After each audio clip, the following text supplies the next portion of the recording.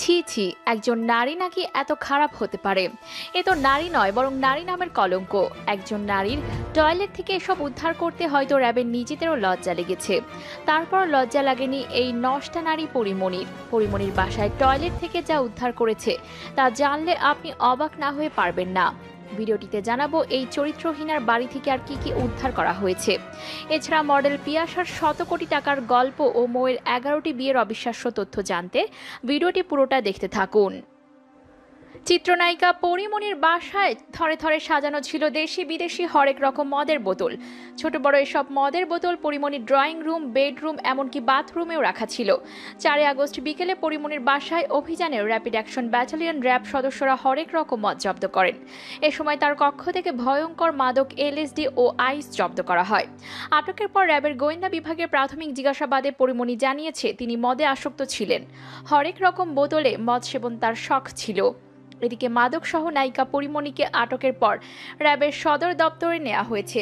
রাত 8টা 10 মিনিটে তাকে র্যাবের সাদা রঙের কালো গ্লাসযুক্ত একটি গাড়িতে করে নিয়ে যাওয়া হয়। এ সময় পরিমণি একটি চেক শার্ট পরা ছিলেন। তার আগে বিকেল 4:30টার দিকে রাজধানীর বনানীতে পরিমণির বিলাসবহুল বাড়িতে অভিযান শুরু করে র্যাব। প্রায় 4 ঘন্টার অভিযানে বিপুল পরিমাণ দেশি বিদেশি মদ, ভয়ঙ্কর মাদক এলএসডি, আইস জব্দ করা হয়। এছাড়া জিজ্ঞাসাবাদের জন্য তার গাড়ি চালক ও দারোয়ানকে আটক করা হয়েছে। পরিমণি দীর্ঘদিন ধরে আলোচনায় রয়েছেন। কিছুদিন আগে ঢাকার সাভারে বোট ক্লাবে যৌন নির্যাতনের শিকার হয়েছেন অভিযোগ করে আলোচনায় আসেন তিনি। সে ঘটনায় কয়েকজন গ্রেফতারও হয়েছিলেন। তারা আবার জামিনও পেয়ে গেছেন। এর মধ্যে আবার একাধিক ক্লাবে পরিমণির ভাঙচুরের অভিযোগ করেন সংশ্লিষ্টরা। সম্প্রতি রাজধানী থেকে পিয়াসা ও মৌ নামে 2 মডেল গ্রেফতার হয়েছেন। তাদের বাসায় বিপুল মাদক ও ইয়াবা পাওয়া গেছে। পরিমণি নানা কারণেই আলোচিত, বিতর্কিত। মনের মার্জি মতোই চলেছেন এই নায়িকা। মাত্র 3 টাকা দেনমোহরে বিয়ে করেন পরিচালক কামরুজ্জামান রনিকে। আবেগের বশে সেই বিয়ের স্থায়িত্ব হয় মাত্র 5 মাস।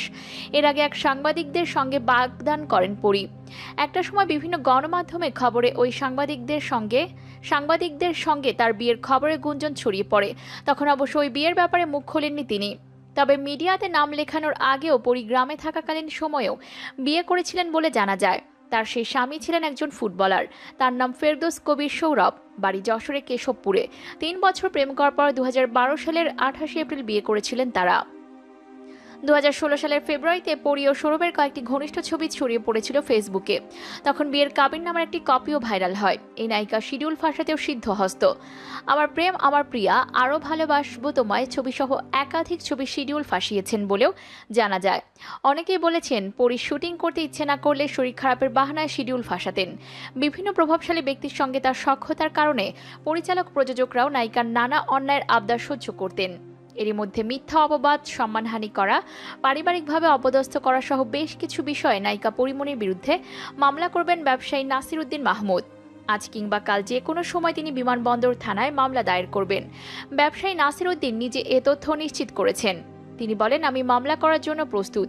আজ করব কি না, কখন করব, কিভাবে করব, এ ব্যাপারে আইনজীবীদের সাথে পরামর্শ করে মামলা দায়ের করব। আমার সম্পর্কে যে ধরনের অভিযোগ করেছেন সবই মিথ্যা। পারিবারিকভাবে আমাকে হয়রানি করা হয়েছে।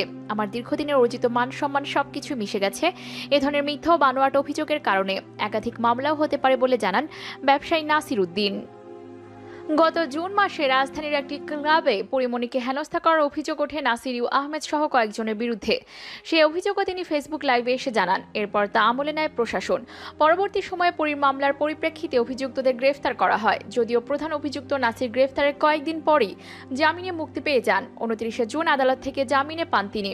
এরপর সাংবাদিকদের কাছে একটি বিবৃতি পাঠিয়ে 8 জুন রাতে বোট ক্লাবে কি ঘটেছিল তার বর্ণনা দেন নাসির দাবি করেন, সেই রাতে পরিমণি মদ্যপ অবস্থায় ঢাকা বোট ক্লাবে ঢুকে আবারও মদের অর্ডার দেন। সঙ্গীদের নিয়ে 2 বোতল মদ খাওয়ার পর একটি দামি ব্র্যান্ডের মদের অর্ডার দেন। ওয়েটাররা দিতে না চাইলে নিজ হাতে পরিশিটি বারের সেলফ থেকে নিয়ে আসেন। এতে বাধা দিলে পরিমণি অকথ্য ভাষায় গালাগাল শুরু করেন। গণমাধ্যমে পাঠানো বিবৃতিতে নাসির আরও বলেন, সম্প্রতি আমাকে নিয়ে প্রচারিত একটি মিথ্যা ঘটনা নিয়ে নায়িকা পরিমণি যে অপপ্রচার করেছে তা আপনারা ইতোমধ্যেই জেনেছেন।